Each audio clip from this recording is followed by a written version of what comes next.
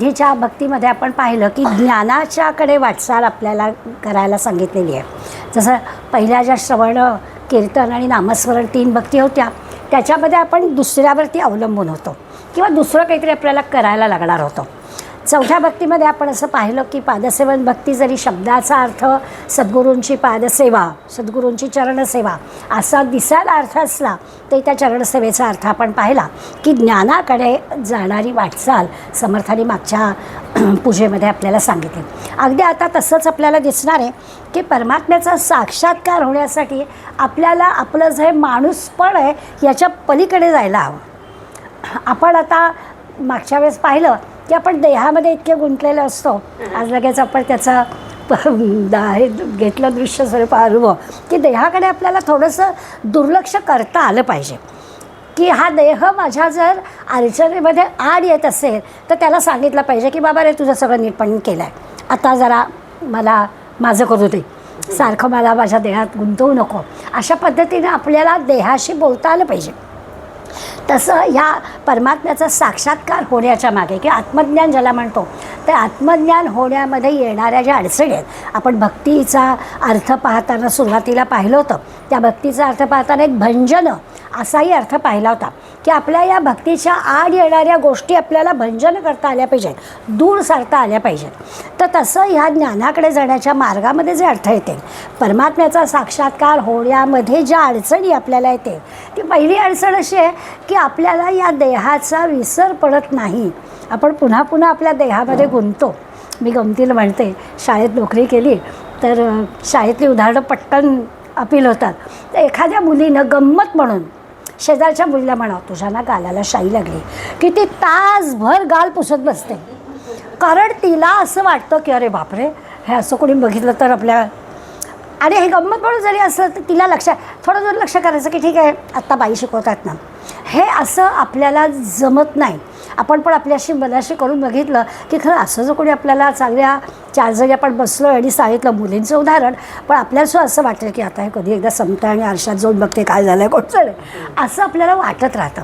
कारण या देहामध्ये आपण असे गुंतलेले राहतो. म्हणून आपल्याला असं पाहायचं आहे की या माणूसपणाच्या पलीकडे आपल्याला जाता आलं पाहिजे. आपण परवाच्या ह्या वर्गामध्ये पाहिलं होतं की आपण हा वेश घेऊन आलेलो आहोत. काय 70, 75, 80 आपलं काय आयुष्य आहे, तेवढं आयुष्य आपण या नावाचा रूपाचा वेश घेऊन इथे आलेलो आहोत. याच्या आधी पण आपण आलेलो असो. 4थ्या अध्यायाच्या सुरुवातीला भगवंतांनी अर्जुनाला सांगितलं की अरे मी अनेकदा आलो आहे. अर्जुन मला असं कसं शक्य आहे, तू तर माझ्याबरोबरचा आहेस, थोडासा मोठा असशील फार तर, आणि त्यामुळे तू विवस्वान मनवे प्राव वगैरे सांगतोय, कसा का विश्वास ठेवायचा. तर म्हणाला नाही, तुला दिसत नाही आहेत आधीचे जन्म, मला दिसत आहेत. तसं आपलं आहे की आपल्याला माहीत नाही आपण आधी कुठली कुठली रूपं घेऊन इथे आलो होतो. आत्ता आपण असं लक्षात घेऊया की आत्ता टेम्पररी आपल्याला हे नाव रूप भगवंतांनी दिलं आहे आणि काही विशेष कामासाठी पाठवलं आहे. ते सगळं आपल्या हातून भगवंत करवून घेईल आणि योग्य वेळेला आपल्याला घेऊन जाईल. अशा पद्धतीनं या देहाकडे जर आपण पाहिलं तर आपण असं म्हणू की या माणूसपणाच्या पलीकडे जाण्याची दृष्टी आपल्याला येईल. लगेच की आपण या देहाच्या प्रेमातून बाजूला होणार आहोत अशातला काही भाग नाही. खरोखरच देहाचं प्रेम आहे. अगदी चांगलं सगळं छान असतं ना तेव्हा हे सगळं आपल्याला सुचतं बरं का. पण जेव्हा शरीर आपलं कुठेतरी गडबडतं त्यावेळेला किती प्रयत्न केला तरी ते नाम येताना काय यातना होतात त्याचा अनुभव आपण घेतो. सारखं मनाला समजावं लागतं की आता आपण औषध घेतलं आहे ना, आता मुखाटणी ठीक आहे पडून राहा आणि रामनाम घे ना, पण ते रामनाम मुखातनं येत नाही. हा आपला अनुभव असतो.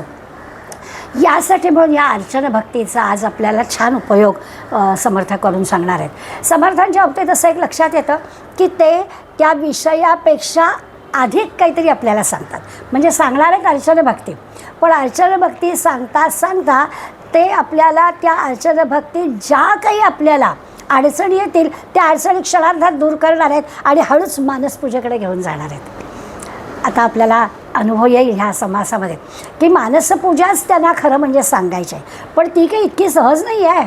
मनाने सगळं कल्पायचं, मनाने सगळं आणायचं, मनाने आपण आपल्याच घरात आपल्याच देवाच्या खोलीत बसायचं आणि मनाने आपण शेगावच्या महाराजांना तिथे बोलवायचं, त्यांची सगळ्या प्रकारची पूजा आपण करायची, सगळं मनाने कल्पून करायचं. ही मोठी अवघड गोष्ट आहे.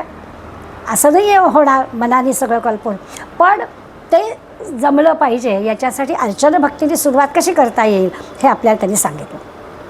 2 प्रकारांनी आपल्याला 2 मार्ग समजता सांगतात. एक आहे ज्ञानाचा योगाचा मार्ग आणि दुसरा आहे भक्तीचा मार्ग. माणूसपणाच्या पलीकडे जाण्यासाठी काय करता येईल तर 2 मार्गाने जाता येईल. एक ज्ञानमार्गाने योग मार्गाने जाता येतं किंवा दुसरा सोपा मार्ग भक्ती मार्गाने जाता येतं. आता ज्ञानमार्गाने जायचं म्हणजे काय करायचं तर आपलं माणूसपण नाहीसं करायचं. ही थोडी अवघड गोष्ट आहे. माणूसपण नाहीसं करणं. मी म्हणजे कोणीतरी आहे हे आधी आपल्याला कसं शक्य आहे विसरणं.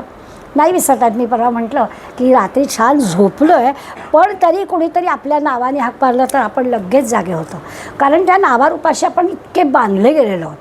त्यामुळे हे तर ज्ञानमार्गाच्या वाटेनं याकडे जाणं थोडी अवघडच गोष्ट आहे. परंतु भक्तीच्या मार्गाने दुसरा जो मार्ग दिला आहे तो भक्तीचा मार्ग झाला आहे म्हणजे माणूसपणच आपण परमात्म्याकडे वळवायचं. ठीक आहे. हे जे काही आपल्याला दिलं आहे आपण पाहणार होतो आज अर्चन भक्तीमध्ये. अर्चन भक्ती ही एक कृतज्ञता आहे. मला भगवंतांनी उदंड दिलं आहे, ते उदंड जे दिलं आहे त्याच्याबद्दलची कृतज्ञता व्यक्त करणं ही खरी अर्चन भक्ती आहे. आपण जी पूजा भगवंताची करतो, देवाची पूजा आपण करतो, ती देवाची पूजा हे काम नाही आहे. बाकीची जशी कामं आपण घरात उठल्यापासून करतो त्या उठल्याला पूजा, आंघोळ, पूजा आणि मग असं जे सगळा आपला क्रम ठरलेला असतो तो क्रम म्हणजे एक काम झालं. समर्थ सांगतात की पूजा हे काम नाही आहे. पूजा ही एक कृतज्ञता व्यक्त करण्याचा मार्ग आहे. या अर्थाने आपल्याला आता म्हणजे पुन्हा प्रश्न येतो म्हणजे देवपूजा समर्थांना मान्य होती का, मूर्तीपूजा मान्य होती का, आपल्याला त्या गोष्टींकडे वळायचं आहे हळूहळू. की यासाठीच म्हणून त्यांनी आपल्याला मानसपूजेचा विचारसुद्धा दिलेला आहे. आता एक असं असतं की आपला एक स्वभाव असतो म्हणजे मनुष्य स्वभाव आहे हा की आपलं ज्याच्यावर खास मर्जी असते, खास प्रेम असतं त्याच्याबद्दल बोलायला आपल्याला आवडतं. साधारणपणे आज्यांना माझा मुद्दा पटेल की काहीतरी विषय काढून नातवंडांचं कौतुक करायला आवडतं आणि ते स्वाभाविक आहे. त्याच्यावरचं जे प्रेम आहे ते व्यक्त करण्याचा तो एक छान मार्ग असतो. त्या ज्याच्यावर तसं भगवंताबद्दल आहे. ज्या भगवंताबद्दल आपल्या मनात प्रेम आहे त्याच्याबद्दल बोलावं, त्याचं चरित्र गायन करावं, त्याचं गुणकौतुक करावं, त्यांच्या लीला सांगाव्यात हे वाटणं अगदी स्वाभाविक आहे. हा मनुष्य स्वभाव आहे. बाबा व्यवहारातलं उदाहरण आपल्याला लगेच कळलं की खरंच आपण नातवंडांचं करतो बाबा कौतुक. म्हणजे माझी एक मैत्रीण आहे तर ती फोन तिने सुरुवात केला की आपण नुसतं हां हो बरोबर आहे हो ना एवढंच बोलायचो, कारण ती इतक्या सगळ्या गोष्टी सांगत असते आणि सगळी 2-4 नातवंड परदेशात आहेत पण परदेशात असलेल्या नातवंडांचं सगळं कौतुक तिला मनापासून करायचं असतं.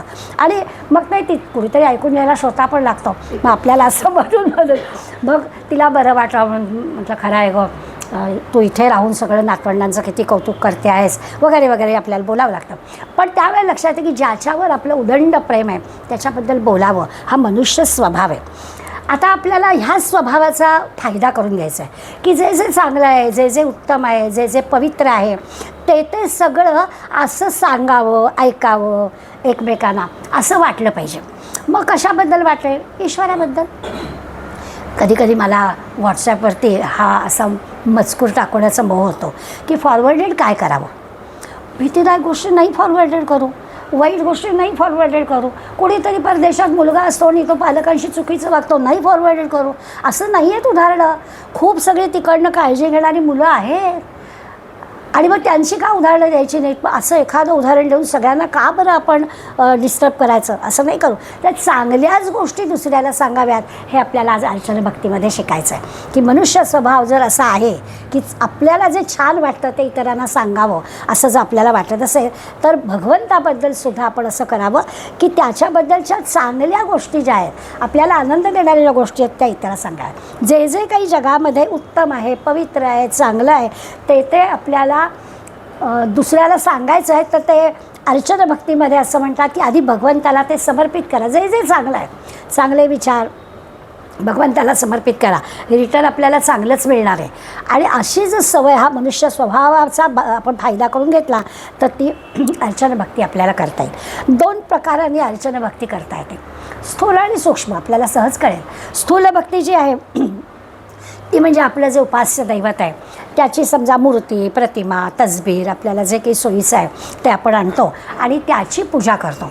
मग त्या पूजेमध्ये उत्तम वस्त्र देणं, फुलं, पानं, काय आपल्याला गंध, अक्षदा, निरांजन जे काही करायचं, धूपदीप, त्या सगळ्या गोष्टी त्या प्रतिमेमध्ये किंवा त्या मूर्तीमध्ये प्रत्यक्ष जणू काही आपलं आराध्य दैवत आहेच असं गृहीत धरून त्याची सगळी पूजा करणं, मनापासून नमस्कार करणं, हे झालं स्थूल पूजेचं रूप. अर्चना भक्तीतलं स्थूल पूजा, की भगवंताच्या त्या मूर्तीमध्ये प्रत्यक्ष जणू की आपलं आराध्य दैवत आलेलं आहे आणि म्हणून त्याची पूजा करणं, जे आपण करतो. आपण आता नवरात्र आपल्या घरात जरी नवरात्र नसलं तरी रोज देवीची पूजा करताना क्षणभर मनात येतं. आता काही काही ठिकाणी आपल्याला ना निरनिराळ्या गोष्टी ऐकायला मिळतात. आता विषयाच्या ओघात आलं म्हणून सांगते की आपल्या घरातसुद्धा आपण आपल्या लग्न होऊन आल्यानंतर अन्नपूर्णा असते. पण मग आता माझ्या सासूबाईंची पण आकडा आहे. मग लोक म्हणतात, अहो तुमच्याकडे 2-2 अन्नपूर्णा, मग करायच्या काय? त्या काय अन्नपूर्णा काय विसर्जित करायची गोष्ट आहे? करायची ना पूजा. 2 अन्नपूर्णा असल्या म्हणून काय झालं? तर अशा काही काही शंका कुशंका मनामध्ये येतात. तर ती प्रतिमाची पूजा आहे, स्थूल पूजा आहे. त्यामुळे स्थूल पूजा करताना ह्या अशा गोष्टींची आराध्य दैवत आहे असं मानून त्याची पूजा करावी. आणि सूक्ष्म पूजा करायची म्हणजे काय, तर कल्पनेनं सगळ्या गोष्टी मानायच्या, कल्पना फक्त करायची. म्हणजे आपलं उपास्य दैवत जे आहे ते आता प्रत्यक्ष तसबिरीत किंवा प्रतिमेत किंवा मूर्तीत नाही, तर आपल्या हृदयामध्ये ते आहे. कल्पनाच करायचे. त्यामुळे हृदयामध्ये आपलं आराध्य दैवत आहे, त्या हृदय सिंहासनावर त्याला आरूढ करायचं आणि जे काही आपण स्थूल पूजेमध्ये त्याला दिलं ना, ते सगळं हृदयातल्या त्या भगवंताच्या असरस्त झालेल्या भगवंताला अर्पण करायचं. याला म्हणायचं सूक्ष्मपूजा. म्हणजे समर्थ अर्चना भक्ती मानसपूजेकडे कशी नेणार आहेत त्याचं एक सुरुवातीचं उदाहरण जाईल की स्थूल पूजा आपल्याला कळते की आपण पूजेची तयारी करतो. आपल्या आधीच्या पिढीमध्ये आपण सगळ्यांच्याच लहानपणी पाहिलेलं आहे. आमच्या घरीसुद्धा असं तबकभर आजी आमची फुलं मांडलेली असायची. दुर्वा, तुळस, बेल, पांढरी फुलं, जास्वंदीची फुलं, असं सगळं रंगीबेरंगी. पूजा करणाऱ्यालासुद्धा असा उत्साह वाटला पाहिजे की अरे ताडभर फुलं. आता अशा पद्धतीची अर्चना भक्तीची स्थूल पूजा, डोळे मिटून कल्पनेने हृदयस्थ असणाऱ्या आपल्या भगवंताची पूजा करणं हे सूक्ष्म रूप. त्यामुळे स्थूल रूपामधली पूजा आणि सूक्ष्म रूपातली पूजा आपल्याला दोन्ही सहजपणानं करता येईल.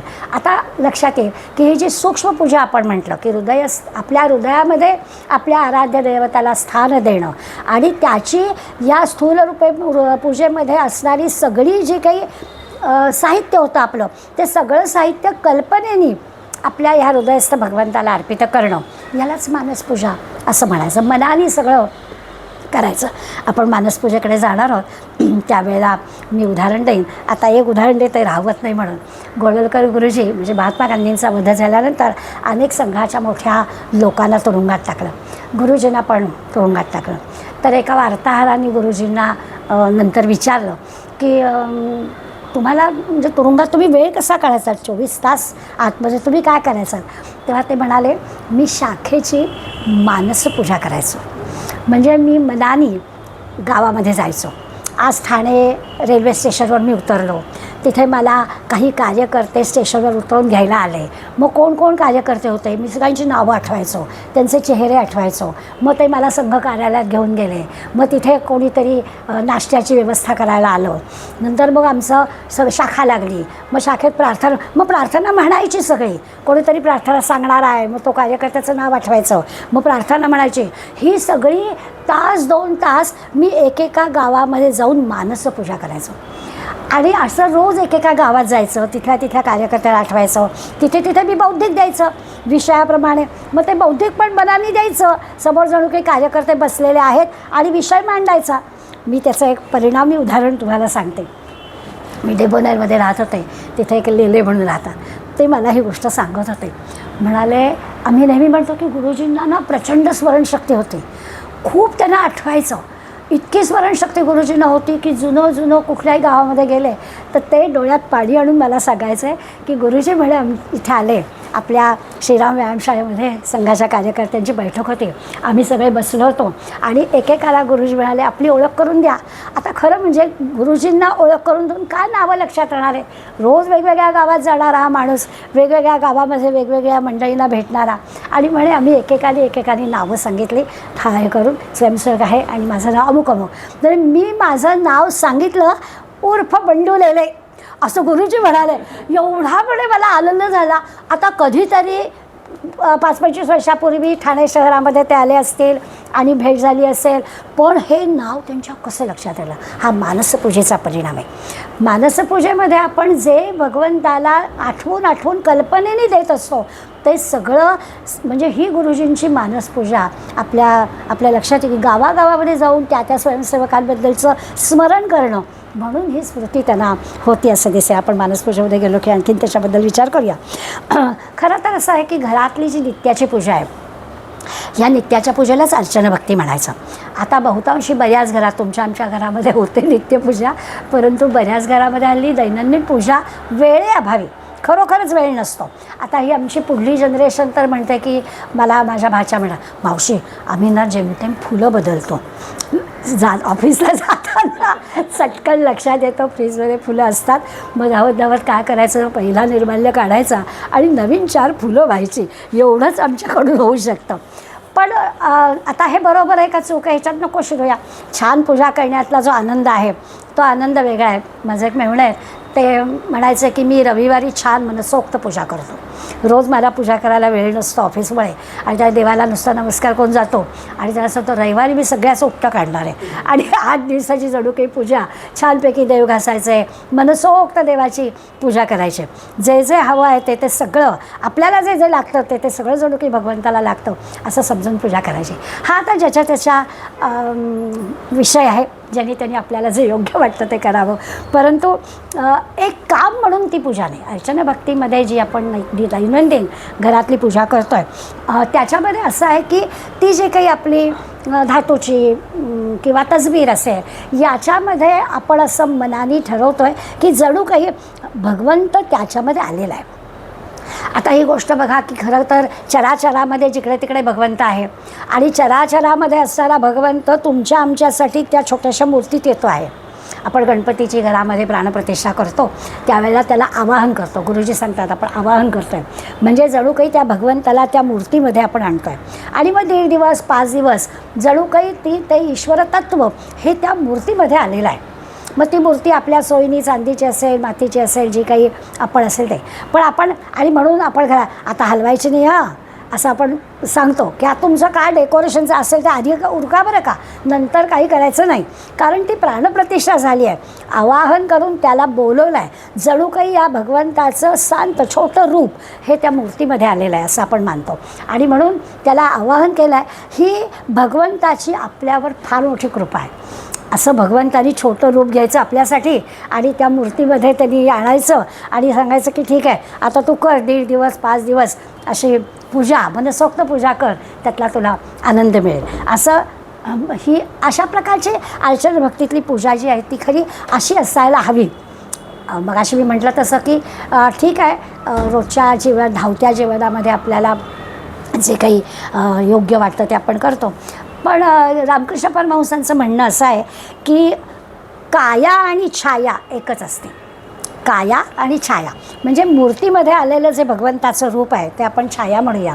तर प्रत्यक्ष जणू काही भगवंत देहानं त्या मूर्तीमध्ये आलेला आहे असा विचार केला तर आपल्याला लगेच आपल्या त्या पूजेतलं आपलं जे हेतू असतो ना तोच एकदम वेगळा होऊन जातो. मग ते काम राहत नाही.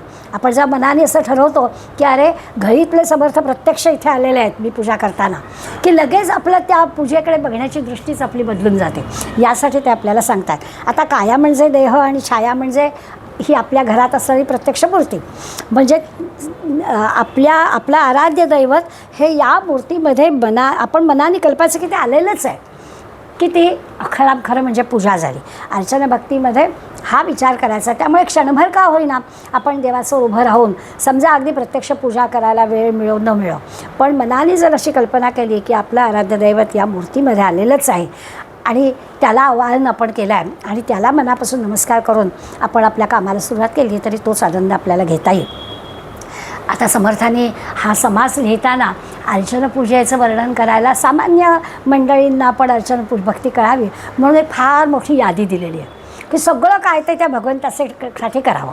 म्हणजे आपलं मठ मंदिरामध्ये आपण जावं, तिथली पण सगळं वैभव वाढवावं, जे काही आपल्याला करता येईल भगवंताचं वैभव वाढवण्यासाठी जे करता येईल ते सगळं करावं असं दिलं आहे. आता त्यातला आपण विचार असा करायचा की आपण सुद्धा आपले जे काही कुळधर्म कुळाचार असतील ते करावेत. ते करायला काहीच हरकत नाही आहे. बऱ्याचदा असं होतं की आता कोणासाठी करायचं आहे असं म्हणून आमची पिढी जी आहे ती आता काही नको, म्हणजे एक एक एक एक सणवार आपल्या घरात आलेले बंद करायला निघाले बऱ्याच ठिकाणी. काल माझी एक मैत्रीण आली होती आमच्याकडे अनंत चतुर्दशीची पूजा, पण आता काय माहिती पुढली मुलं करतील का नाही. मग मी आपल्या एक दिवस गुरुजींना विचारलं, गुरुजी म्हणाले उद्यापन करा, आणि उद्यापन केलं. मी काही तिला काही म्हटलं नाही. मी मनात विचार करत होते की बाकी काही आपण करत नाही आहोत का. हां, पूजेच्या पद्धतीत फार तर बदल करावा की आपल्याला अगदी गुरुजी बोलावून आणि सागर संगीत सगळं करता येत नसेल तर त्यातला आपल्याला बदल करून काय करता येईल असा विचार करावा. पण उद्यापन करणं हा काही त्याला पर्याय नाही आहे. किंवा आपल्या मुलांना विश्वासात घेऊन आपण कधी सांगितलंच नाही की अरे आपल्याकडे असा असा कुळधर्म कुळाचा असतो बरं का, ही अशी अशी पूजा असते का बाबा, मला असं वाटतं आहे की तू अगदी प्रत्यक्ष माझ्याचं मी करते, मी असेपर्यंत मी करेन, परंतु तू त्या दिवशी तुझ्या घरामध्ये एवढं एवढं कर असं सांगून बघा बरं. परंतु आपण पुढल्या पिढीवरती विश्वास आपला नाही आहे म्हणा, किंवा आपण गृहीतच धरलं आहे की ही काही करणार नाहीत मंडळी. आणि हल्ली हे आता वाढलं आहे आणि काही नाही, आपले कुळधर्म कुळाचार आपण आहोत ना तोपर्यंतच बंद करून टाकूया अशा प्रकारचा विचार हल्ली वाढला आहे. परंतु समर्थ मात्र आपल्याला सांगत आहेत की असं करण्याची काही आवश्यकता नाही आहे. आपल्याला जमेल तेवढा, जमेल त्या पद्धतीने, अगदी तसंच्या तसं जमेल अशातला भाग नाही, पण जमेल तेवढा कुळधर्म कुळाचार आपण करावा. तीर्थस्थानी जाऊन आपलं आराध्य दैवत आपलं जिथे आहे त्या ठिकाणी जाऊन तिथली सेवा करावी. जमेल त्या पद्धतीनं आपण या अर्चन भक्तीची, खरं तर ना समर्थांनी या अर्चन भक्तीची कल्पना छान व्यापक स्वरूपात दिलेली आहे. नुसती घरातल्या देवाची पूजा असं त्यांनी म्हटलंच नाही आहे. जे म्हणून आपल्याला करता येईल, म्हणजे एखादा समाजसेवक असेल ना किंवा सामाजिक कार्यकर्ता असेल ना तर त्यांनी समाजाची सेवा करणं ही त्याची पूजाच झाली. त्यांनी वेगळी काही भगवंताच्या देवासमोर बसून पूजा करायला हवे अशातला काही भाग नाही आहे, ती पण त्याची अर्चना भक्तीच आहे. हे सगळं जे की प्रत्यक्ष करायचं तेच मनाने कल्पनेने केलं की ते स्वाभाविकच मानसपूजेमध्ये जातं. मानसपूजा हा एक छान मोठा मार्ग आहे. असं एखादं आपलं भटकणारं मन असतं ना त्याला स्थिर करण्यासाठी मानसपूजेचा उपयोग होतो. परंतु गंमत अशी होते की म्हणजे असं सगळ्यांचं होईल असं नाही, पण आपण समजा असं ठरवलं की आज आपण जरा प्रयोग करूया की खरंच आपण मनाने घळीत जाऊया आणि सकाळी बसून आपण घळीतली पूजा सगळी आठवूया. असं आठवता आठवता दुसऱ्याच्या दाराची बेल वाजली ना, अगं दूधवाल्याला वाटतं झालं मानसपूजेमध्ये गडबड, म्हणजे माझ्या पण दाराची बेल वाजली नाही हा, इतकंसं सुद्धा पुरतं. ह्या मानसपूजेमध्ये गुंतून राहणं, मानसपूजेमध्ये अन्य कुठल्याही गोष्टी आपल्यामध्ये न येणं ही फार मोठी कठीण असणारी गोष्ट आहे. आणि त्याच्यासाठी मानसपूजेचा सुद्धा सराव करायला सांगितलं आहे. समर्थ म्हणतात सरावानी हे होईल. किती होईल सरावानी, तर खरोखरच ते आपलं दैवत प्रत्यक्ष त्या समोरच्या मूर्तीमध्ये येईल अशा प्रकारचा अनुभव पण ते आपल्याला सांगतात. कसं असतं की दृश्य गोष्टी ज्या आहेत ना त्या गोष्टींचं ज्ञान मिळवायला आपल्याला कोणीतरी जाणकार लागतो. कुठली गोष्ट आपल्याला आता साधं आपल्याला मोबाईलमधल्या गोष्टी तर माहितीच आहेत, समजून घ्यायला आपल्याला नातवंडांची मदत घ्यायला लागते की अरे हे कळत नाही, हे काय झालं सांग रे. तर काही दृश्य गोष्टीतलं कुठलंही ज्ञान आपल्याला आत्मसात करायचं तर कोणीतरी आपल्याला सांगणारा लागतो. तसं परमार्थाच्या क्षेत्रात पण आहे, अध्यात्म क्षेत्रात पण आहे, कोणीतरी जाणकार आपल्याला सांगणारा लागतो. असं माझ्या मनाने येईल असं नाही होणार. मग त्या सांगणाऱ्या माणसाला अनुभव असला पाहिजे.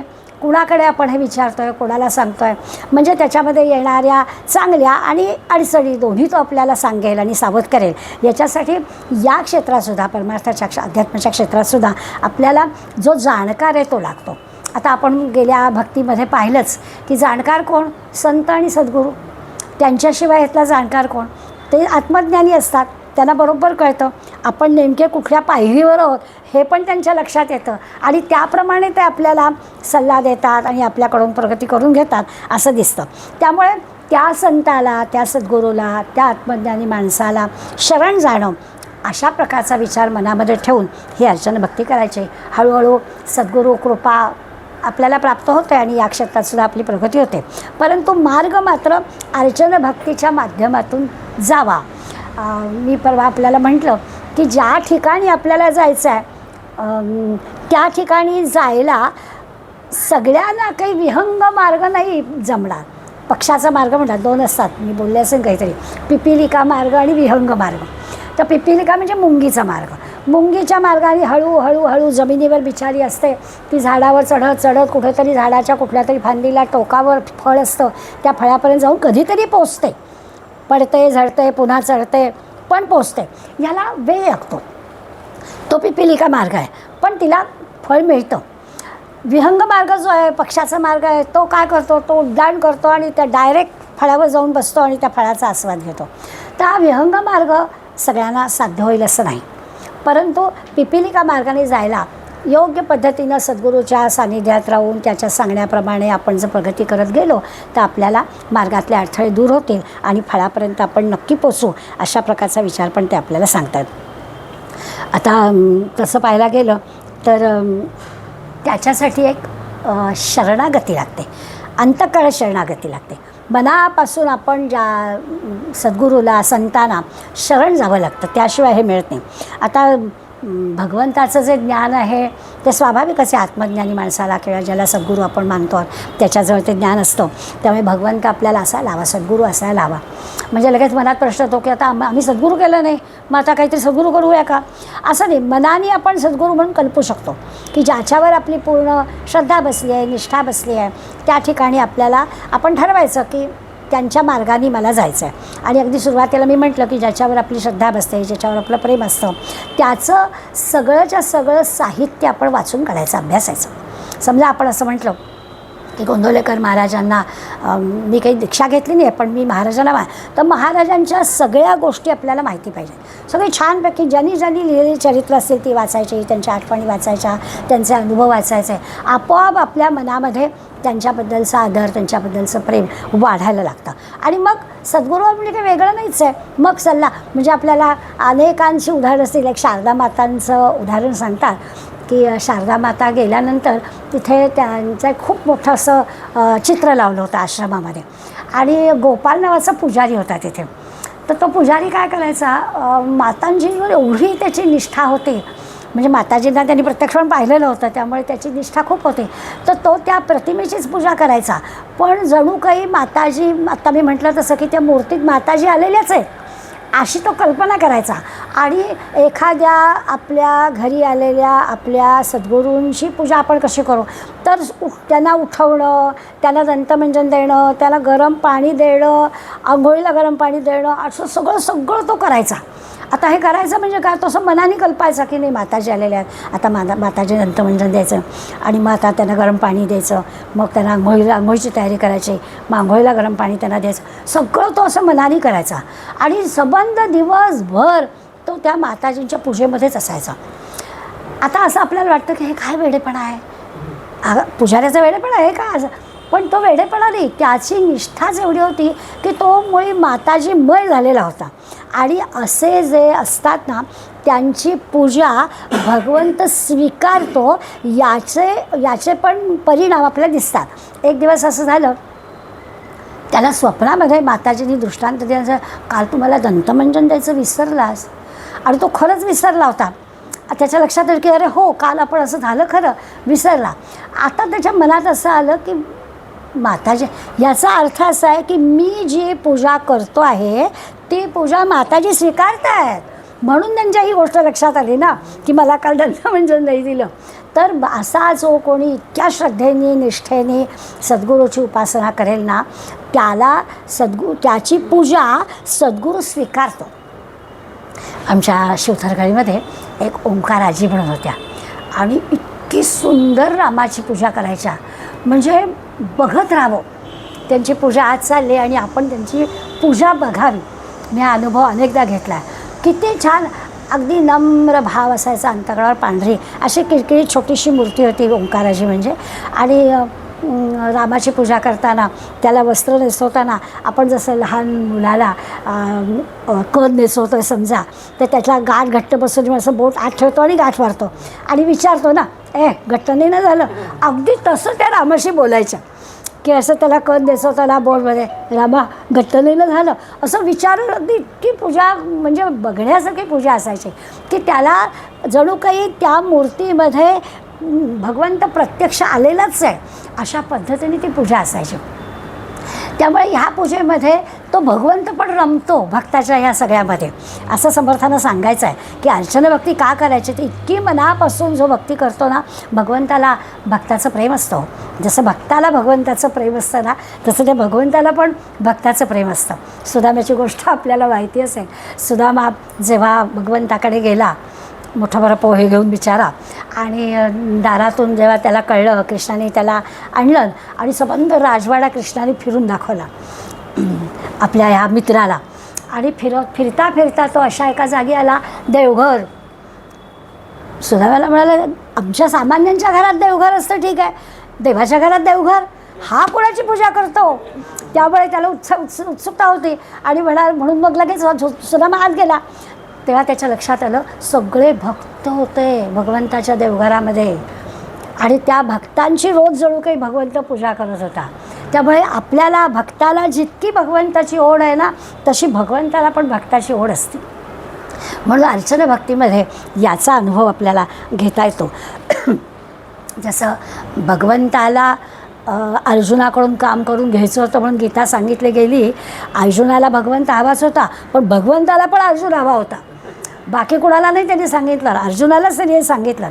तसं हे आहे की जितकी भक्ताच्या अंतःकरणामध्ये भगवंताबद्दलची भक्ती असते, तशी ह्या भगवंतालासुद्धा या भक्ताची ओढ लागलेली असते. तो जातोच त्याच्याकडे. मग अशी म्हटलं तसं की अर्चना भक्ती ही एक प्रकारची भगवंताबद्दलची कृतज्ञता आहे. कृतज्ञता ही अशी म्हटलं तर ती व्यक्त करण्याचे निरनिराळे मार्ग आहेत. पूजेमध्ये साधी अर्चना भक्ती म्हणून पूजा म्हटलं तरी पूजेमध्ये सुद्धा 4 गोष्टी आहेत. आपण पूजा करणारे स्वतः प्रत्यक्ष, जे पूजा स्वीकारतात ते सद्गुरू किंवा जे संत आपण ज्याची पूजा करणार आहोत, पूजा करणारा सत्शिष्य, पूजा घेणारे सद्गुरू, सगळ्या पूजा साहित्य ज्याला म्हणतो ते, आणि प्रत्यक्ष पूजा, या 4ही गोष्टींनी मिळून अर्चना भक्ती होते. साहित्य सगळं जे की आहे त्या सगळ्या साहित्याशी आपण कधीकधी आपल्या घरामध्ये गणपतीच्या पूजेला गुरुजी सांगायला येतात ना, त्यावेळेला म्हणजे माझ्या घरात पण चर्चा झालेली मला चांगली आठवते की साहित्याकडे बघून गुरुजी पूजा सांगतात. म्हणजे एखादा आपण जर विसरलेलो असलो, अत्तर राहिलं तर देवाला अत्तर लावायचं राहिलं म्हणजे ते पूजेतला मंत्र गुरुजी पण विसरून जातात. असं नाही चालत. पूजा साहित्यामध्ये जसं सगळं पाहिजे त्या पूजा साहित्याबद्दल स्वाभाविकच, म्हणजे सद्गुरू जसं जणू काही आपल्याला जशा सगळ्या गोष्टी लागतात ना, तशा आपण त्या सद्गुरूला पण दिल्या पाहिजे. अशा प्रकारची अर्चना भक्तीमध्ये आपल्या मनात विचार पाहिजे. आता ओंकाराजीची आठवण झाली तेव्हा तिचा आणखीन एक सांगते की आता ऑक्टोबरची हिट सुरू झाली आहे. शिवथरगळीमध्ये आजी होती आणि एक दिवस माझ्या वडिलांना त्यांनी सांगितलं की मला ना एक छोटासा पंखा हवा आहे. माझ्या वडीलना त्या ओंकाराजीला कुठल्याही गोष्टीला नाही म्हणत नसतात. त्यांनी मागितलं की द्यायचं, काय तिला मागायचं ते मागू दे. त्यांनी का म्हणून विचारलं नाही. पुढल्या वेळेस महाडून जाताना त्यांनी पांढऱ्या रंगाचा एक छोटा पंखा आणला आणि आजीला दिला, आहे तुला हवं होतं ना, आता कुठे लावायचं आहे. लगेच माझी समर्थांच्या इथे समर्थांच्या इथे लहान पंखा लावायचा आहे. म्हणजे ते तर आम्ही बघायचोच की जरा उन्हाळा सुरू झाला की समर्थांच्या इथे जर तांब्या बंड्या ठेवल्या सगळ्या पांढरं शुभ्र कापड बाहेरून लावलं जायचं की त्यांना जणू काही गार पाणी मिळालं पाहिजे. आपण दास्यभक्तीचा विचार करू ना, तेव्हा मी तुम्हाला आणखीन उदाहरणं सांगेन की हा मला जे लागतं, मला जे हवं आहे ते सगळं मी भगवंताला कसं अर्पण करेन, हा विचार या पूजेच्या सगळ्या याच्यामध्ये असला पाहिजे अर्चना भक्तीमध्ये. आणि अशी पूजा करणं म्हणजे नुसतं एक काम, मग अशी म्हटलं तसं की आपली बऱ्याचदा वेळेअभावी पूजा अशी होते. त्यामुळे असं वाटतं की अरे आपण जी पूजा करतो ती त्याच्यापर्यंत पोचतच नाही बहुधा. तर तसं कधीतरी असं मनामध्ये यावं की अरे माझी पूजा भगवंतांनी स्वीकारायला हवी असेल तर काय, ते जे मला लागतं ते की मला भगवंताला दिलं पाहिजे. आणखीन त्याच्या जोडीला अत्यंत नम्र भाव आपल्या मनामध्ये असला पाहिजे. त्याचं कारण असं आहे की किती जरी पूजा साहित्य तुम्ही गोळा करा, सगळं जे की आहे ते भगवंताचंच आहे आणि तेच त्याला द्यायचं आहे. म्हणून भगवंतानीच आपल्या सांगितलं पत्रम पुष्पम फलम तोयम यो मे भक्त्या प्रयच्छते. त्यामुळे जे काही मला द्याल, आता थोडीशी ह्याच्यामध्ये आपल्याला सुटका पण मिळते की नसेल आपल्याजवळ काही तर भगवंतानी जे आहे ना तुझ्याजवळ ते दे आणि भक्तीने दे की काम झालं, पण ते भक्त्यान हे महत्त्वाचं आहे, भक्तीने दे हे महत्त्वाचं आहे. नाहीतर मग आपण रोजच काहीतरी त्याच्यातला हे काढू आणि भगवंतांनी सांगितलं आहे पत्रम पुष्पम फलम तोयम, तर तसं नाही. जे जे शक्य आहे ते आपण जरूर द्यायचं आहे. पण कधीतरी असं होतं की सगळ्या गोष्टी आपल्याला उपलब्ध असतातच असं नाही, तर त्यावेळी काही अडून राहण्याचं कारण नाही आहे. तर त्यावेळेला आपण मनापासून भक्तीनं जे आपल्याजवळ आहे ते दिलं. जसं खुलबर दुधाची गोष्ट आपण श्रावण महिन्यात कहाण्यापूर्वी वाचायचो. आता हल्ली काही म्हणजे आपल्या लहानपणी आपल्याला नियम होता, अगदी शाळेतून आलं ना तरी आजी सांगायचे कहाणी वाच आणि जेवायला ये हां, की ती कहाणी वाचायची. गणपतीची कहाणी म्हणून आपली सगळ्यांची पाठ झालेली होती, कारण रोज ती म्हणायचीच आणि त्याला जोडून त्या दिवसाची.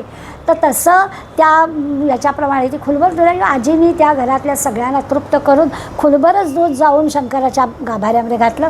गाभारा भरला ते योमे भक्त्या प्रायच्छते. जे द्याल ते भक्तीने दिलं की ते भगवंताला प्रिय होऊन जातंच. आता हे सगळं जे काही अर्चना भक्तीचं आत्तापर्यंत वर्णन आपण ऐकलं ते स्वाभाविकच मूर्तीपूजेचं वाटेल असं होतं की त्या मूर्तीमध्ये, त्या तसबिरीमध्ये त्या भगवंताला आवाहन करायचं, जणू काही तो प्रत्यक्ष तिथे आलेला आहे असं समजून पूजा करायची, अशा प्रकारचा विचार आला. स्वाभाविक आपल्याला असं वाटतं म्हणजे मूर्तीपूजेकडे समर्थांचा कल होता की काय. समर्थ एवढे देशभर हिंडणारे आणि मग हे स्वतः कुठे रोज करत असतील का पूजा, अशी कुठे त्यांना पूजा करता येत असेल. मग हे अर्चना भक्ती आपल्याला सांगतात म्हणजे यांचा मूर्तीपूजेकडे आहे का. तर मूर्तीपूजा ही मगाशी मी म्हटलं तसं की आपल्या प्रगतीसाठी उपयोगी पडणारी गोष्ट आहे. पूजेतच फक्त राहायचं नाही आहे, पुढे जायचं आहे. आपला सुरुवात आपण केली तेव्हाच असं म्हटलं की मला माणूसपणाच्या पलीकडे परमात्म्याकडे जायचं आहे. ह्या माणूस या गोष्टीला विसरून आपल्याला परमात्म्याकडे जायचं आहे. तसं आहे की ही अर्चना भक्ती ही जी आहे ना त्यांनी आपली तयारी व्हायला लागते आणि म्हणून मूर्तीपूजा. पण स्वामी विवेकानंदांच्या जीवनाचा विचार केला तर आपल्याला सगळ्यांना माहिती आहे की पूर्वायुष्यामध्ये महाराज मूर्तीपूजेच्या विरुद्ध होते. स्वामीजी मूर्तीपूजेच्या विरुद्ध होते, करायचंच नाही, मूर्तीपूजा त्यांना मान्यच नव्हते. परंतु मग असं लक्षात आलं की रामकृष्ण परमहंसांची भेट झाली मात्र की हा दक्षिणेश्वरचा पागल पुजारी, त्याला म्हटलं जायचं रामकृष्णाला, हा दक्षिणेश्वरचा पागल पुजारी या मूर्तीपूजा न मानणाऱ्यांच्या मनामध्ये केवढा बदल करून गेला की कालीमातेची पूजा इतकी स्वामीजी करायला लागले की कालीमातेच्या तसबिरीतल्या मूर्तीच्या नाकाजवळ बोट नेलं तर श्वास चालू आहे असं वाटायचं. इतकी त्या ठिकाणी प्रत्यक्ष जणू काही कालीमाता आलेली आहे असा अनुभव त्यांनी घेतला.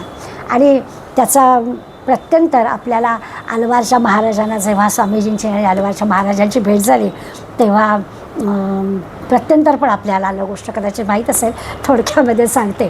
जेव्हा अमेरिकेचा दौरा करून स्वामीजी परत आले, भारतभर फिरत होते, संस्थानं होते, तेव्हा त्या अलवारच्या संस्थानामध्ये महाराज आले. अलवारच्या संस्थानचे जे दिवाणजी होते ते अतिशय धार्मिक होते. त्यांच्याकडे स्वामीजींचा मुक्काम होता आणि अलवारचे जे राजे होते, संस्थानचे जे संस्थानिक राजे होते त्यांचं नाव होतं मंगलसिंग बहादूर.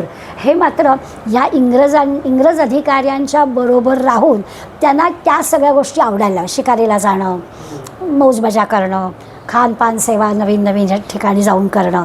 त्यामुळे देवपूजा किंवा ह्याच्यावरती मंगलसिंग बहादूरांचा जराही विश्वास नव्हता, मूर्तीपूजेवर त्यांचा विश्वास नव्हता. आणि दिवाणजी तर अतिशय आध्यात्मिक धार्मिक होते आणि स्वामीजी त्यांच्याकडे उतरलेले, स्वामीजींचं एवढं इंग्रजीवर प्रभुत्व, त्यामुळे दिवाणजीला असं वाटलं मंगलसिंग बहादूरांची आणि स्वामीजींची आपण भेट घालून द्यावी. कुठेतरी यांच्या बोलण्याचा, यांच्या विचारांचा परिणाम होईल आणि आपल्या मंगलसिंग बहादूर राजांवर संस्थाने आपला परिणाम होईल चांगला, असा दिवाणजींनी विचार केला आणि महाराजांची त्यांची भेट घालून दिली.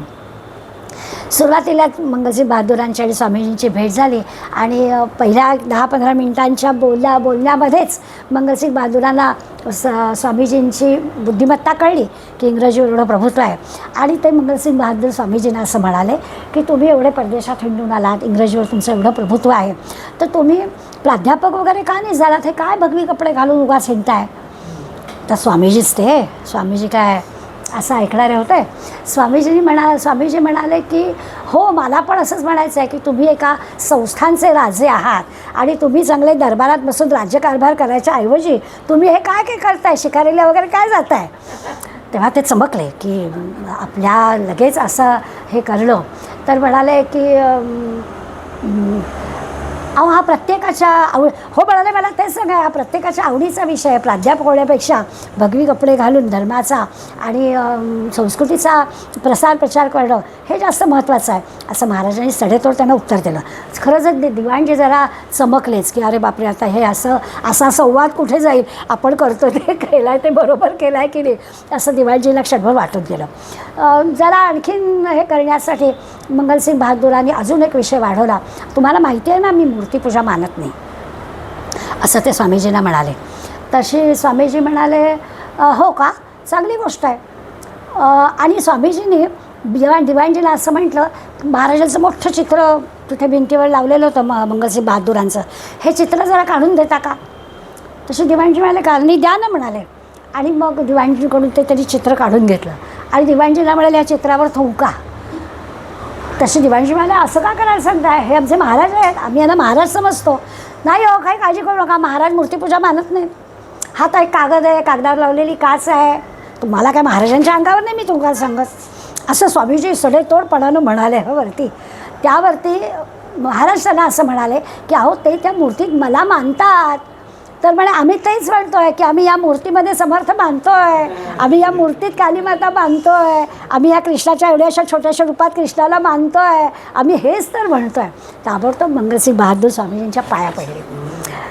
कधी कधी ना ही मंडळी बरोबर करतात. अगदी अलीकडे घडली गोष्ट आहे. सुनीलदादा चिंचोळकर आमचे एका त्यांना मानणाऱ्या मंडळींच्या कुटुंबामध्ये राहायला गेले. पुस्तकाचं लेखन चालू होतं. आपण अशी कल्पना पण करू शकणार नाही. कॉलेज गोळी मुलगी होती त्यांची घरामध्ये. आणि आता अनेक दिवस 4-5 दिवस झाले ते छान ओळख झाली, ती गप्पा गोष्टी चालल्या होत्या, काकांशी छान सूत जमलं होतं. आणि तिला काय दुर्बुद्धीच म्हणते मी, काय दुर्बुद्धी झाली माहीत नाही.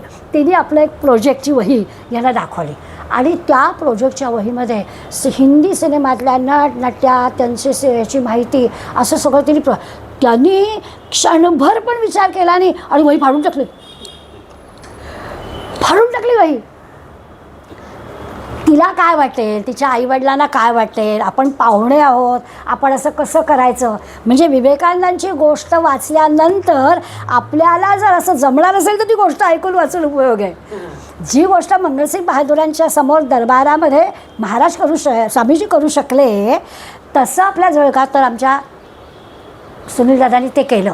आणि तिला सांगितलं की तू आपल्या संतांची चरित्र गोळा कर, संतांचे फोटो गोळा कर, विवेकानंदांच्या सगळ्या गोष्टी गोळा कर, त्यांच्यासाठी एक प्रोजेक्ट कर. हे काय, हे आपलं काही दैवत नाही आहे, हा आपला काही आदर्श नाही आहे, याच्यावर नाही राहायचं. आणि मग त्यांनी 50-50 वर्षापूर्वीपासूनच्या तिला गोष्टी विचारल्या की किती नटनट्या आणि किती सिनेमातली मंडळी लक्षात राहिलेत लोकांच्या. आणि मग त्याच्या हळूहळू लक्षात आलं. आता ती मुलगी चांगली कार्यकर्ते आहे आपली, तो भाग वेगळा. पण मला आश्चर्य वाटतं की हे असं जमणं किती कठीण गोष्ट आहे. आपण आपल्या घरातल्या नातवंडाला सुद्धा नाही करणार की त्याचं हे चुकीचं आहे हे आपल्याला कळतं आहे. जरा संधी साधेल तर मी बोलेन, बघूया असं आपण विचार करू. पण असा कठोर निर्णय घेऊन आपण अशा काही गोष्टी करू शकू असं नाही मला वाटत. तर हे असं स्वामीजींनी केलं आणि स्वामीजींनी मंगलसिंग बहादुरांना पूर्णपणानं त्यांच्या मतापासून बदलून टाकलं असं आपल्याला. एक प्रल्हाद महाराज म्हणून जे होते ते असं म्हणत की तुम्ही ना अर्चना भक्तीमध्ये जी पूजा करतात त्याला मूर्ती, तसबीर, प्रतिमा असं नका म्हणू, परमेश्वरच म्हणा. म्हणजे मग ते आपल्याला वाटेल की प्रत्यक्ष परमेश्वरच त्या ठिकाणी हजर झालेला आहे. तर तो मुद्दा सुद्धा आपल्याला पटला की खरं आहे, जर का आपण संतांचे अभंग ऐकले तर त्यांना रूप पाहता लोचनी असं वाटायचं की नुसतं पाहिलं की त्यांना असं वाटायचं की अरे काय आनंद झाला, सुख पाह साजणी असं म्हणतं की नुसतं रूप पाहून. तर तसं आपल्याला वाटलं पाहिजे की त्या ठिकाणी ते रूप दिसलं पाहिजे. परवा सकाळी आपल्या घंटाळी देवीचं फोटो बऱ्याच जणांना व्हॉट्सॲपवरती पाठवला गेला आणि तो पाठवताना खाली लिहिलं होतं की आज कोल्हापूरच्या अंबाबाईंच्या रूपामध्ये आपल्या घंटाळी मातेचं दर्शन.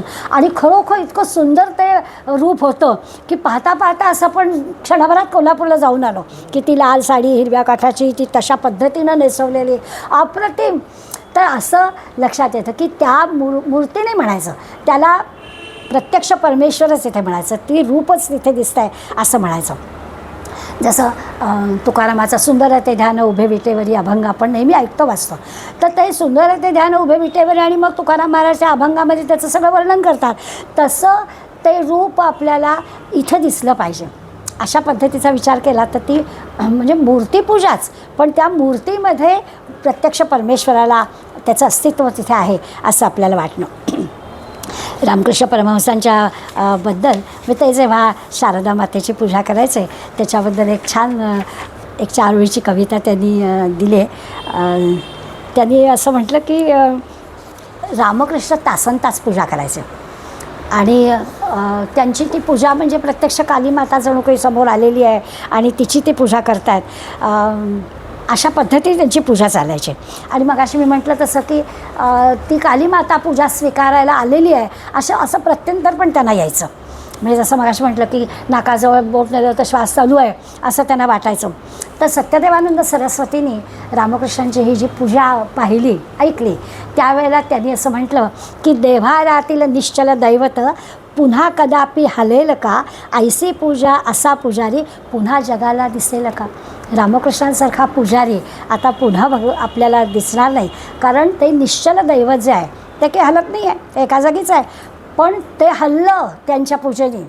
कालीमाता ती जणू काही सगळी पूजा घ्यायला आली आणि पुढे ते म्हणत आहेत बडवे भाटे पांडे रावळ देवा पुढती बसती केवळ. खरं म्हणजे त्याच्यात आपण पण सगळ्या यादीमध्ये आहोत. देवा पुढती बसती केवळ त्यांच्या चित्ती गदाधराचे कालीपूजन ठसेल का. त्यांना अशा प्रकारची गदाधराची रामकृष्ण परमहंसांची जी कालीपूजा होती ती त्यांच्या लक्षात येईल का, ऐसी पूजा असा पुजारी पुन्हा जगाला दिसेल का. तर खूप मोठी अवघड गोष्ट आहे की प्रत्यक्ष त्या मूर्तीमध्ये आपलं भगवंत हजर झालेला आहे आणि त्या भगवंताची म्हणजे प्रत्यक्षच जणू काही त्याची पूजा आपण करतो आहे असं त्याला वाटणं. नित्याची देवपूजा हे मग अशी म्हटलं तसं उरकण्याचं काम असतं, त्यामुळे त्याचा विचार आपण करायला नको. आणि प्रत्यक्ष समजा आपल्याला त्या सगळ्या गोष्टी जमल्या म्हणजे आता समर्थ या अर्चन भक्तीचा विचार करता करता मानसपूजेकडे का आले, तर त्याचं कारण आहे की या सगळ्या गोष्टी प्रत्यक्ष आपल्याला जमतीलच असं नाही. मग गोपाळची शारदा मातेची पूजा असू दे किंवा रामकृष्णांची कालीमातेची पूजा असू दे, ह्या सगळ्या पूजा इतक्या पद्धतीने सर्वसामान्य सगळ्यांना जमतील अशातला काही शक्यता नाही आहे. बहुतांशी बरोबर आहे, किती प्रगती आपल्याला गाठायला लागेल असं आपल्याला मनात येईल, अगदी बरोबर आहे. पण मग त्याला उपाय काय, तर त्याला उपाय समर्थ सांगतात की नित्याची देवपूजा जी आहे ती आपण अर्चन भक्ती म्हणून करावी, करू नये अशातला भाग नाही. भाव मनामध्ये रामकृष्णांचा ठेवला की हळूहळू आपल्याला पण ती पूजा आवडायला लागते. आपल्याला पण कुठे ते आपलं होतं बरं का की रुखरुख लागते, लागत नाही अशातला भाग नाही. आपल्या मनासारखं झालं नाही, कसं तरी झालं, घाईघाईत झालं तर आपल्याला मनाला रुखरुख लागते. परंतु याच्या पलीकडे की आपलं फारसं हे होत नाही. तर इथे ते आपल्याला सांगतात की हळूहळू काय करायचं, तर आपण त्या पूजेमध्ये आपलं मन रमवायचा प्रयत्न करायचा. आता समर्थ आपल्याला मानसपूजेकडे खरं म्हणजे नेणार आहेत. बऱ्याचदा आपलं असं होतं बघा की तीर्थस्थानी तीर्थक्षेत्री जायचं आणि त्या एवढ्या गर्दीमध्ये तो काही आनंद मिळत नाही. गर्दी एवढी असते की आता पंढरपूरला जायचं म्हटलं तरी त्या पांडुरंगाच्या तिथे पायावर डोकं ठेवल्या इतकं तिथे काही जागा देत नाहीत, अवधी देत नाहीत, मागणं रेटतच असतात लोक आणि पुढे पुढे जा सांगतात. मग कधी कधी असं वाटतं की अरे आषाढी एकादशीला मुख्यमंत्र्यांची पूजा चालू असताना दूरदर्शनवरती छान दर्शन होतं, करायचं काय तिथे पंढरपूरला जावं असा मनात आपला विचार येतोच की. तर ते खरंच आहे की ह्या सगळ्या गोष्टी ज्या आपल्याला सांगितलेल्या आहेत, सगळा समास मी काही वाचत नाही, कारण समासातला बहुतांशी सगळ्या ओव्या या अर्चनपूजेमध्ये भगवंताचं वैभव वाढवण्यासाठी सामान्य भक्तांनी काय काय करावं, तर भगवंताचं सगळं वैभव वाढवावं. आपण पंढरपूरला जावं, आपण शेगावला जावं, आपण गोंदवलेला जावं, आपण गडावर जावं, तिथे जे जे काही आपल्याला करता येईल त्या सगळ्या गोष्टी कराव्यात, बागा कराव्यात, भक्तनिवास बांधावे, त्याच्यासाठी जे आपल्याला शक्य होईल तेवढ्या सगळ्या गोष्टी कराव्यात. अशा प्रकारचं सगळं त्यांनी आपल्याला करायला सांगितलं. म्हणजे अर्चन भक्तीमधला हा एक मोठा आहे की अगदी बाग तयार करावी छानपैकी देवाच्या दारामध्ये, की रोज देवाला बागेमध्ये आपण ह्याला जातो पावसला आणि पावसची पूजा बघून अगदी प्रसन्न होतो. असं वाटतं की ती हिरवी तुळशीची माळ, त्याच्यानंतरची ती अगदी चाफ्याच्या फुलांची माळ, असं बघून इतकं डोळ्यासमोर पांडुरंग आपल्या दिसायला लागतो. कारण असं केवढ्या तुळशी लावली आहेत. नुसतं भक्तनिवासपासून पावसाच्या मंदिराकडे जाण्याच्या मार्गाने आपण चाललो ना, सबंध तुळशी लावलेल्या आहेत त्यांनी. तर अशा प्रकारचं काम जरूर करावं, करू नये असं नाही. आणि त्याचीच यादी समर्थांनी खूप मोठी ह्या समासामध्ये आपल्याला दिली की काय काय भक्तांनी करावं. आपल्या भगवंताची जी काही आपण निवडलेलं स्थान आहे, त्या स्थानाचं वैभव कसं वाढवावं असं सगळं करावं. परंतु ते सगळं करताना इकडलं कर्मकांड करावं असं त्यांनी म्हटलं नाही आहे. म्हणजे जी नित्याची पूजा आहे त्या नित्याच्या पूजेबरोबर त्यांना कर्मकांड अभिप्रेत नाही आहे, उरकणं अभिप्रेत नाही आहे. पण मूर्तीपूजा ही अंतःकरणामधल्या परमात्म्याकडे जाण्यासाठी उपयोगी येण्यासाठी पण त्यांनी अर्चना भक्ती करायला सांगितली. या पूजेतून आपल्या मनातली श्रद्धा वाढावी ह्याच्यासाठी ह्या पूजेचं महत्त्व त्यांनी सांगितलं आहे. आता आपण जर याच्या थोड्याशा पुढल्या मार्गाला गेलोच असलो तर पुन्हा काही मूर्तीपूजेकडे यायला हव्या अशातला भाग नाही. मानसपूजा करूनसुद्धा आपल्याला हे पुरेल. पंढरपूरला जायच्या ऐवजी आपण पांडुरंगाला आपल्या घरी आणू शकतो का असा विचार करायचा की नाही. आपल्याला गोंदवल्याला दरवेळेस जाणं शक्य, आपण महाराजांनाच आपल्या घरी आणूया. नाही आपल्याला शेगावला जाऊ शका, आपण महाराजांनाच घरी आणूया असं आपल्याला जमेल का. तर त्यांना आपल्या घरी आणणं ही खरं म्हणजे भक्ताची खूप मोठी भक्ती आहे. आणि ते येतात बरं का, अगदी सहजपणाने आपल्या प्रार्थनेला हे मिळतं आणि ते येतात. आमचे सुनीलदादा चिंचवडकर माझ्याकडे राहायला आले आणि मला म्हणाले तुला कशाला घरीच जायला पाहिजे, तू आणलीस की घरी, आज सहज बोलून गेले. मग मला पटलं की अरे खरंच आहे, आपण कशाला एवढं जीवाची तोड करून. म्हणजे मी हे जेव्हा सांगते तेव्हा मला सासूबाई घरी होत्या आणि मला सारखं काही घरीच जायला मिळत नव्हतं. मग आजींची काहीतरी व्यवस्था करायची, कोणाला तरी म्हणायचं की तुम्ही इथे राहायला या किंवा कशासाठी, इथेच इथलं समर्थ वेगळं कशाला. हा भाव जो आपल्या मनामध्ये होतो ना त्याला आपल्याला दुजोरा मिळतो. म्हणून पांडुरंगाला आपल्या घरात आणा, आपल्या आराध्य दैवताला आपल्या घरात आणा, म्हणजे हा आनंद आपल्याला मिळायला लागेल. जसं आपण समर्थांनी व्याख्या केली आहे ते म्हणतात, नातुडे मुख्य परमात्मा म्हणूनही करावे लागे प्रतिमा. का तर त्या परमात्म्यापर्यंत आपल्याला पोचता येत नाही म्हणून प्रतिमेची पूजा आहे, म्हणून मूर्तीची पूजा आहे. पण जर का आपण ऑलरेडी पुढे गेलेलो असलो तर आपल्याला काही मूर्तीपूजेत अडकायला हवं अशातलाही भाग नाही आहे. सहजपणानं आपण त्याच्या पलीकडे जाऊ शकतो. भगवंत इतका कृपाळू आहे की तो आपल्या भक्तासाठी सहजपणानं या सगळ्या गोष्टी करतो आणि त्याची आपल्याला अनुभूती पण तो देतो. असा जर विचार केला तर सागर संगीत पूजा करावी, म्हणजे ती पूजा करायला काहीच हरकत नाही आहे. समर्थांनी पंचामृत आणा, निरनिराळ्या प्रकारचे स्नानाला सर्व प्रकारच्या भारतभरच्या नद्यांचं पवित्र पाणी आणा. पण आता आपल्या नळाचं पाणी घेतलं आणि नुसतं म्हटलं गंगेचे यमुनेचे तरी झालं ना, ते त्याच्यामध्ये आलंच. अशा प्रकारचा विचार पण आपल्या सगळ्यांनी निराळे पदार्थ आणावे. आणि मग मानसपूजाच करायची आहे त्यावेळेला या सगळ्या समारंभाची गरज पण नाही आहे. मनानेच सगळं कल्पायचं आहे, मनानेच सगळ्या गोष्टी आणायच्या आहेत. आणि मग मनाने जर आणायचे आहेत तर त्याच्यात कंजूशी कशाला करायची, मनसोक्त आणावं. लागतात भगवंताला श्रीकृष्णाला 56 भोग, तर आणावेत की 56 भोग, कुठे बिघडतं आहे. कारण हळूच बोलायचं झालं तर प्रत्यक्ष आणायचंच नाही आहेत ना, मनानेच कल्पायचं आहे. तर मनाने कल्पायला काय हरकत आहे, आणावं. अशा प्रकारचा विचार समर्थ लगेच मानसपूजेच्या निमित्तानं आपल्याला सांगतात की मनानेच कल्पायचं आहे तर त्याच्यात काहीच कंजूशी करू नये. मनाने कल्पनेने सगळ्या गोष्टी भगवंताला अर्पण कराव्यात. हळूहळू खरं तर असं आहे की आपल्या स्वतःलाच आपल्याला भगवंताला अर्पण करून टाकायचं आहे की तू जे म्हणशील ते असं आपल्याला खरं म्हणजे करायचं आहे. आपण नेहमीचाच आपला हा विषय आहे की दुःखमे सुबीर करे सभी, सुखमय करे नको. आपल्याला सुखात भगवंताची आठवण होत नाही. पण भगवंत मानसपूजेचं समर्थ आपल्याला अखेरचा टप्पा असं सांगतात की मानसपूजेची प्रत्यक्ष सवय करावी. छान डोळे मिटून बसावं आणि भगवंताची मानसपूजा करायला घ्यावी.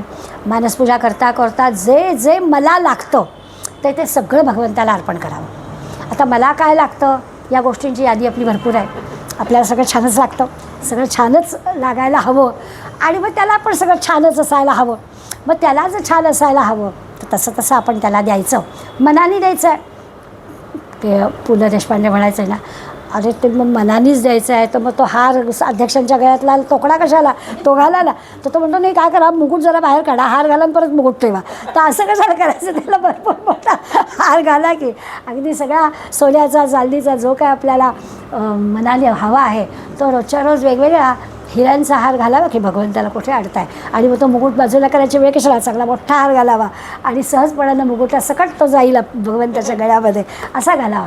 तर मानसपूजेमध्ये ह्या सगळ्या गोष्टी आपल्याला मनसोक्त करता यायला हव्यात असं समर्थ आपल्याला सांगतात.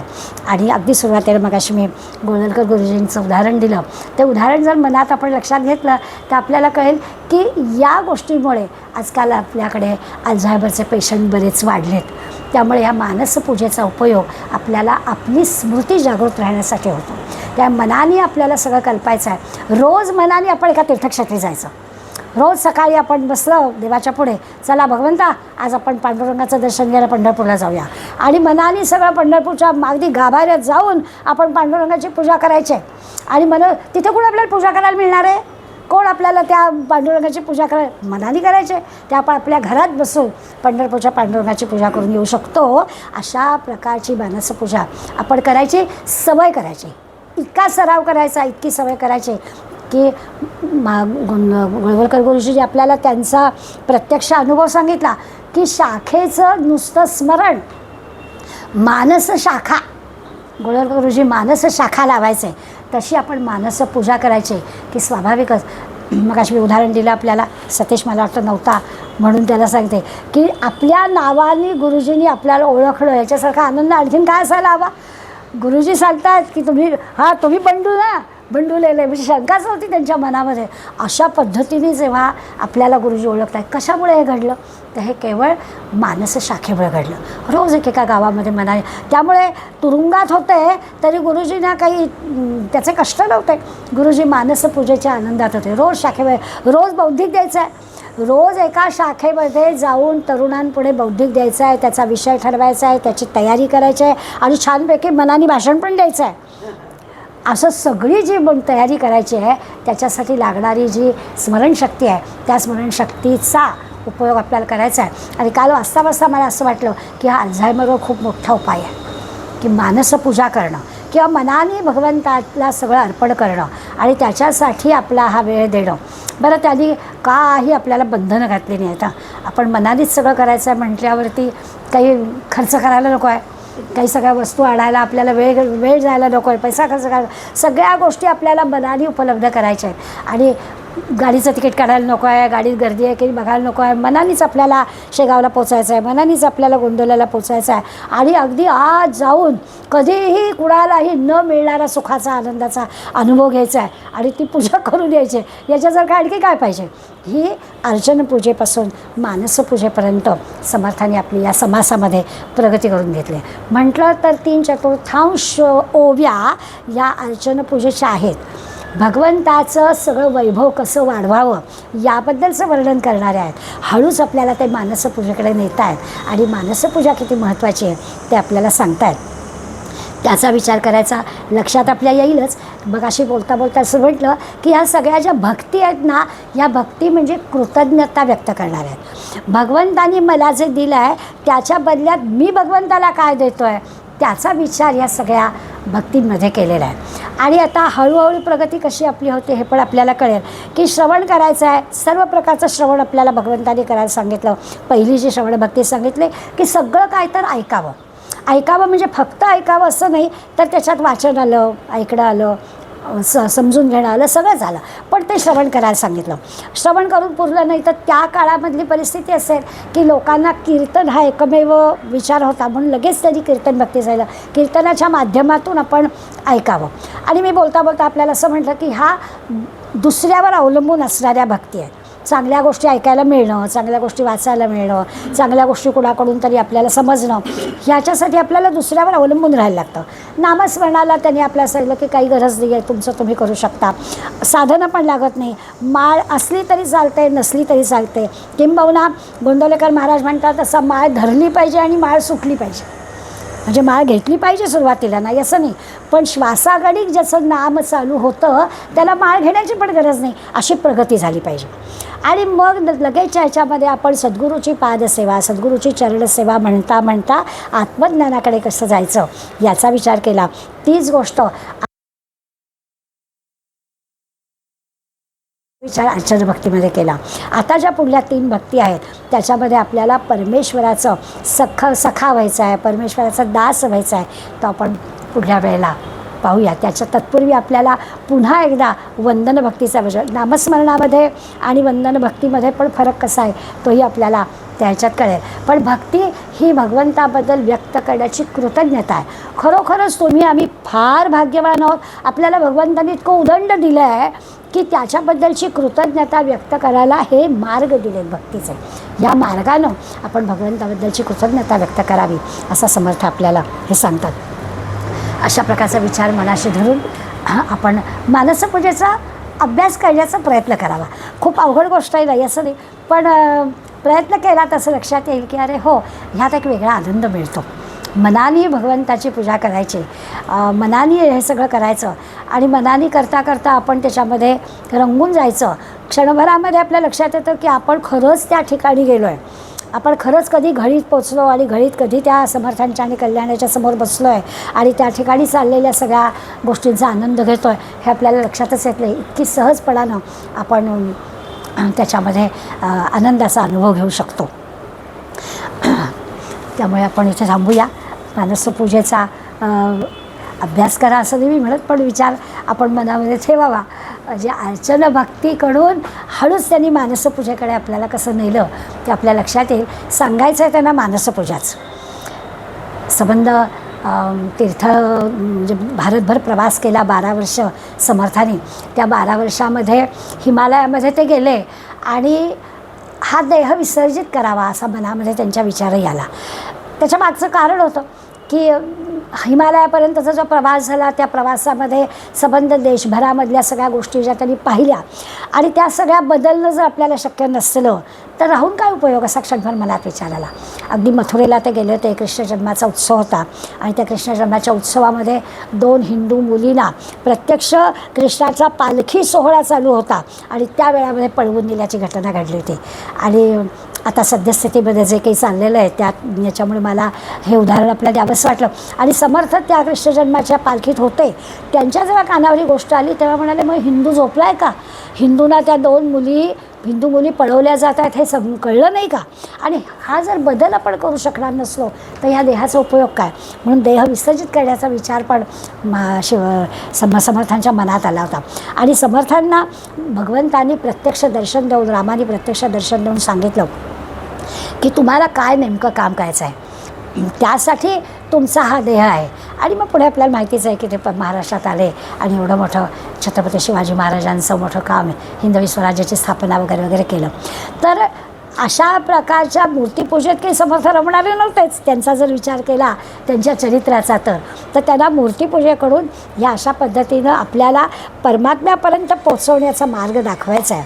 त्याच्यासाठी ही अर्चन भक्तीतून मात्र सुरुवात आहे. तिथे मन रमायला लागलं की हळूहळू आपली कशी प्रगती होते ते आपल्याला त्यांना सांगायचं आहे. आणि मनाने आपण या सगळ्या गोष्टी मिळवू शकतो, त्यातही आपण तितकाच आनंद घेऊ शकतो असं आपल्या लक्षात येईल. समर्थांचं स्मरण करूया आणि थांबूया. तव स्मरण संतत स्फुरणदाया माघडो त्वदीय गुणकीर्तन ध्वनिसुरम्य करणी पडो. स्वदेश हित रक्षणा विण दुजी कथा नावडो. तुझ्या समय्या मुची तनु ही देश काजी पडो.